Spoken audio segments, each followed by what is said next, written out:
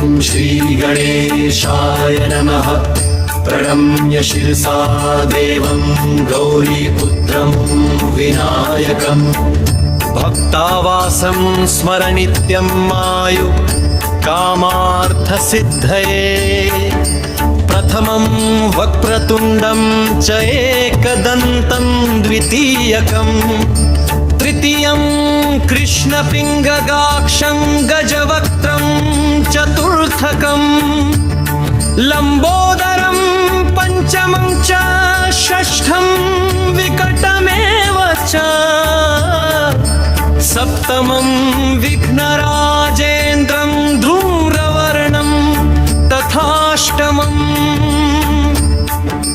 नवमं भालचन्द्रं च दशमं तु विनायकम्। एकादशं गणपतिं द्वादशं तु गजाननम्। द्वादशैतानि नामानि त्रिसन्ध्यया पठेन्नरहं न च विघ्नभयं तस्य सर्वसिद्धिकरं प्रभो।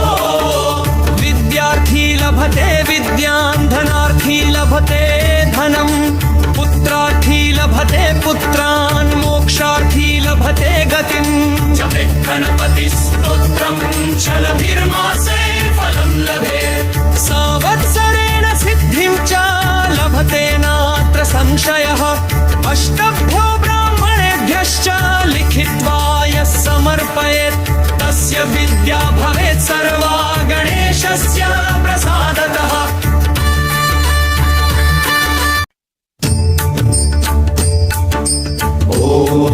ॐ श्रीगणेशाय नमः।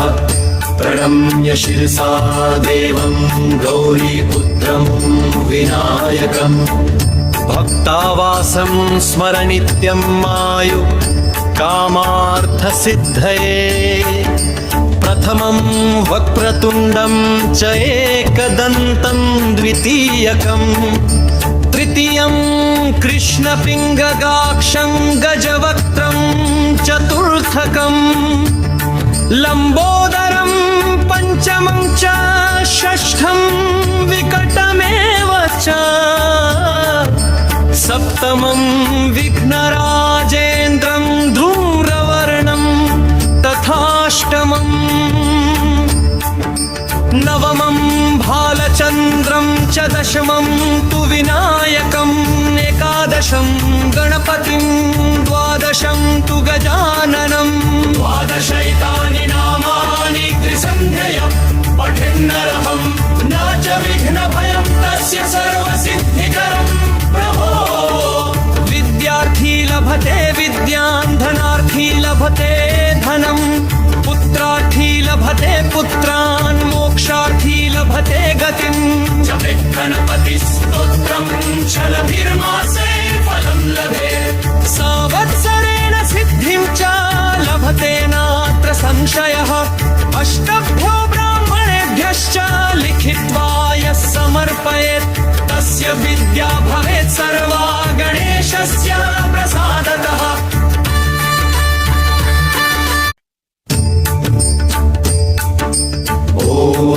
ॐ श्रीगणेशाय नमः।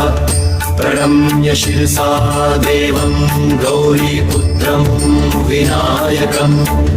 भक्तावासं स्मर नित्यं मायु कामार्थसिद्धये। प्रथमं वक्रतुण्डं च एकदन्तं द्वितीयकम्। तृतीयं कृष्णपिङ्गगाक्षं गजवक्त्रं चतुर्थकम्। लम्बोदरं पञ्चमं च षष्ठं विकटमेव च। सप्तमं विघ्नराजेन्द्रं धूम्रवर्णं तथाष्टमम्।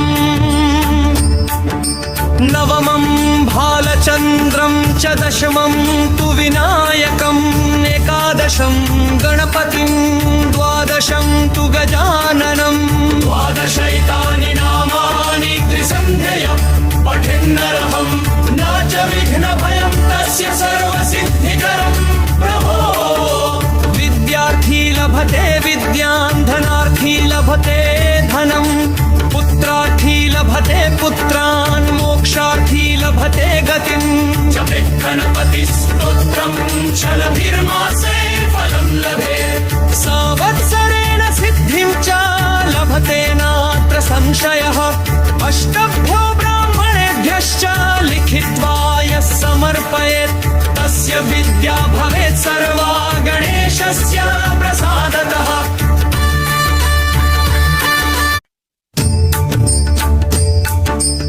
ॐ श्री गणेशाय नमः प्रणम्य शिरसा देवं गौरीपुत्रं विनायकम् भक्तावासं स्मर नित्यं मायु कामार्थसिद्धये प्रथमं वक्रतुण्डं च एकदन्तं द्वितीयकम् तृतीयं कृष्णपिङ्गगाक्षं गजवक्त्रं चतुर्थकं लम्बोदरं पञ्चमं च षष्ठं विकटमेव च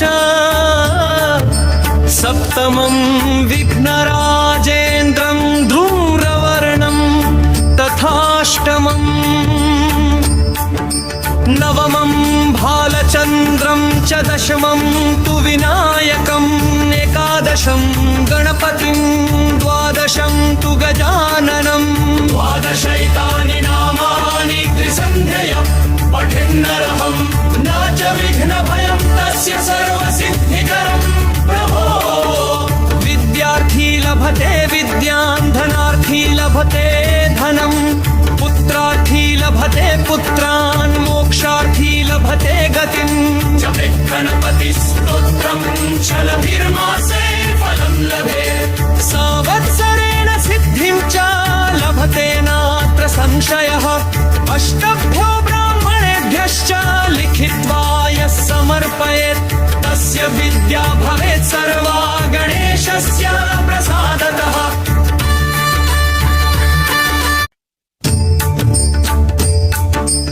ॐ श्री गणेशाय नमः प्रणम्य शिरसा देवं गौरीपुत्रं विनायकम् भक्तावासं स्मर नित्यं मायु कामार्थसिद्धये प्रथमं वक्रतुण्डं च एकदन्तं द्वितीयकम् तृतीयं कृष्णपिङ्गगाक्षं गजवक्त्रं चतुर्थकं लम्बोदरं पञ्चमं च षष्ठं विकटमेव च सप्तमं विघ्नराजेन्द्रं धूम्रवर्णं तथाष्टमम् नवमं भालचन्द्रं च दशमं तु विनायकम् एकादशं गणपतिं द्वादशं तु गजाननम् द्वादशैतानि नामानि त्रिसन्ध्यया पठेन्नरहं न च विघ्नभयं तस्य सर्वसिद्धिकरं प्रभो विद्यार्थी लभते विद्यां धनार्थी लभते धनम् पुत्रार्थी लभते पुत्रान् मोक्षार्थी लभते गतिम् जपेत् गणपतिस्तोत्रम् छलभिर्मासे फलं लभेत् संवत्सरेण सिद्धिं च लभते नात्र संशयः अष्टभ्यो ब्राह्मणेभ्यश्च लिखित्वा यः समर्पयेत् तस्य विद्या भवेत् सर्वा गणेशस्य प्रसादतः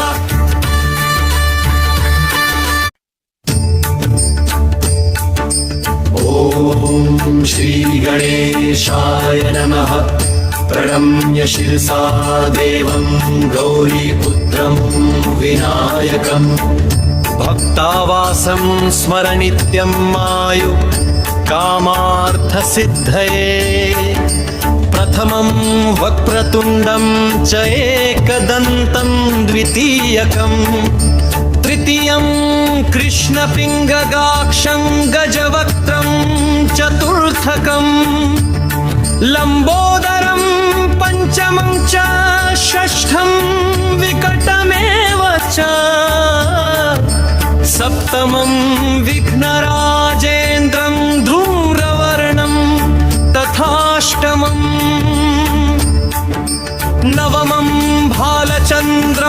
दशमं तु विनायकम् एकादशं गणपतिं द्वादशं तु गजाननं द्वादशैतानि नामानि त्रिसन्ध्यया पठेन्नरहं न च विघ्नभयं तस्य सर्वसिद्धिकरं प्रभो विद्यार्थी लभते विद्यां धनार्थी लभते धनं पुत्रार्थी लभते पुत्रान् मोक्षार्थी लभते गतिं जपे गणपतिस्तोत्रं छलभिर्मासे फलं लभेत् संवत्सरेण सिद्धिं च लभते नात्र संशयः अष्टभ्यो ब्राह्मणेभ्यश्च लिखित्वा यः समर्पयेत् तस्य विद्या भवेत् सर्वा गणेशस्य प्रसादतः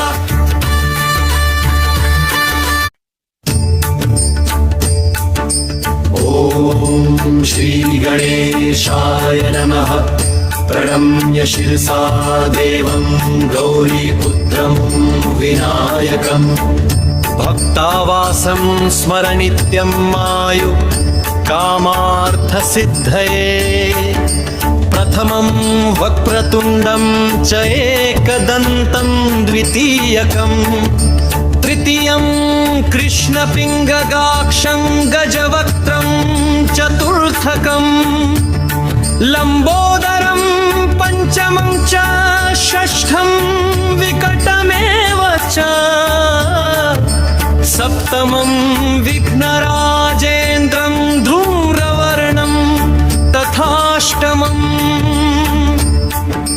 नवमं भालचन्द्रं च दशमं तु विनायकम् एकादशं गणपतिं द्वादशं तु गजाननं द्वादशैतानि नामानि त्रिसन्ध्यया पठेन्नरहं न च विघ्नभयं तस्य सर्वसिद्धिकरं प्रभो विद्यार्थी लभते विद्यां धनार्थी लभते धनं पुत्रार्थी लभते पुत्रान् मोक्षार्थी लभते गतिं जपे गणपतिस्तोत्रं छलभिर्मासे फलं लभेत् संवत्सरेण सिद्धिं च लभते नात्र संशयः अष्टभ्यो ब्राह्मणेभ्यश्च लिखित्वा यः समर्पयेत् तस्य विद्या भवेत् सर्वा गणेशस्य प्रसादतः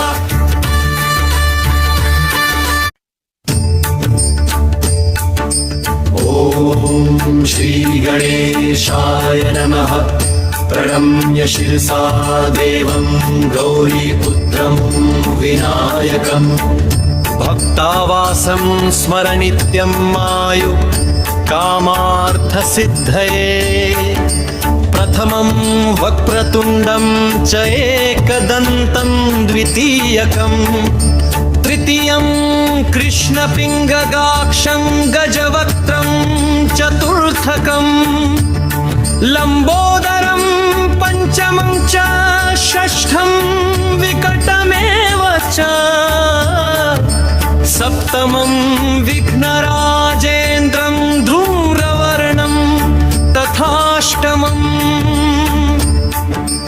नवमं भालचन्द्रं च दशमं तु विनायकम् एकादशं गणपतिं द्वादशं तु गजाननं द्वादशैतानि नामानि त्रिसन्ध्यया पठेन्नरहं न च विघ्नभयं तस्य सर्वसिद्धिकरं प्रभो विद्यार्थी लभते विद्यां धनार्थी लभते धनं पुत्रार्थी लभते पुत्रान् मोक्षार्थी लभते गतिं जपे गणपतिस्तोत्रं छलभिर्मासे फलं लभेत् संवत्सरेण सिद्धिं च लभते नात्र संशयः अष्टभ्यो ब्राह्मणेभ्यश्च लिखित्वा यः समर्पयेत् तस्य विद्या भवेत् सर्वा गणेशस्य प्रसादतः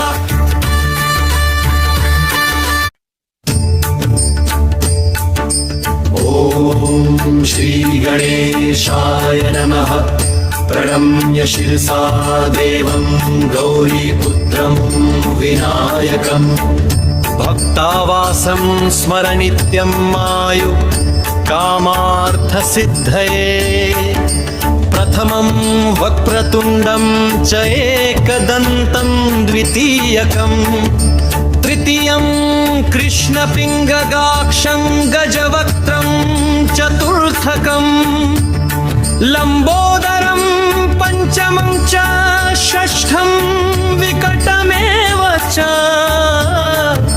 सप्तमं विघ्नराजेन्द्रं धूम्रवर्णं तथाष्टमं नवमं भालचन्द्रं च दशमं तु विनायकम् एकादशं गणपतिं द्वादशं तु गजाननं द्वादशैतानि नामानि त्रिसन्ध्यया पठेन्नरहं न च विघ्नभयं तस्य सर्वसिद्धिकरं प्रभो विद्यार्थी लभते विद्यां धनार्थी लभते धनं पुत्रार्थी लभते पुत्रान् मोक्षार्थी लभते गतिं जपे गणपतिस्तोत्रं छलभिर्मासे फलं लभेत् संवत्सरेण सिद्धिं च लभते नात्र संशयः अष्टभ्यो ब्राह्मणेभ्यश्च लिखित्वा यः समर्पयेत् तस्य विद्या भवेत् सर्वा गणेशस्य प्रसादतः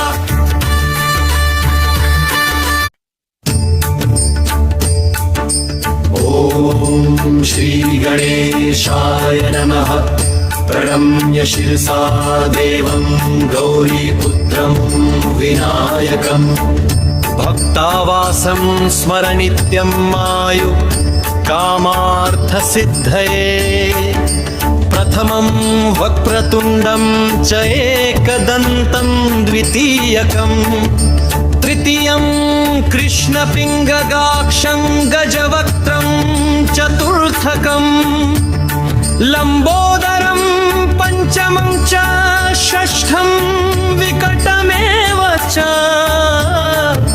सप्तमं विघ्नराजेन्द्रं धूम्रवर्णं तथाष्टमं नवमं भालचन्द्रं च दशमं तु विनायकम् एकादशं गणपतिं द्वादशं तु गजाननं द्वादशैतानि नामानि त्रिसन्ध्यया पठेन्नरहं न च विघ्नभयं तस्य सर्वसिद्धिकरं प्रभो विद्यार्थी लभते विद्यां धनार्थी लभते धनं पुत्रार्थी लभते पुत्रान् मोक्षार्थी लभते गतिं जपे गणपतिस्तोत्रं छलभिर्मासे फलं लभेत् संवत्सरेण सिद्धिं च लभते नात्र संशयः अष्टभ्यो ब्राह्मणेभ्यश्च लिखित्वा यः समर्पयेत् तस्य विद्या भवेत् सर्वा गणेशस्य प्रसादतः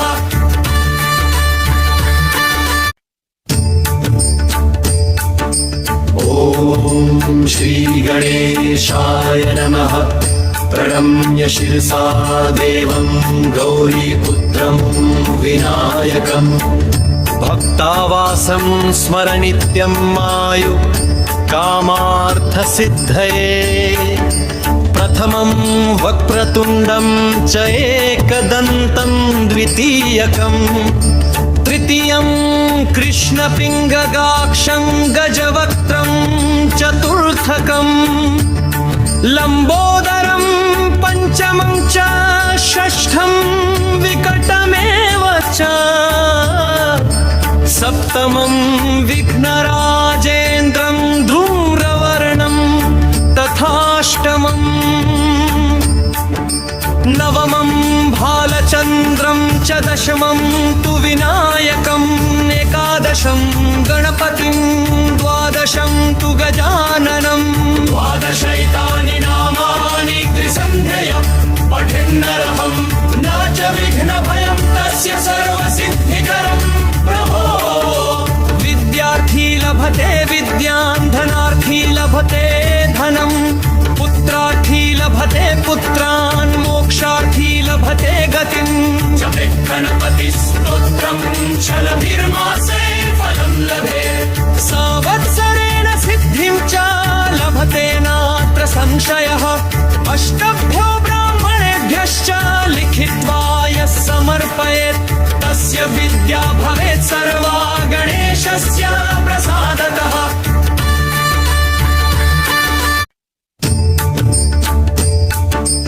ॐ श्री गणेशाय नमः।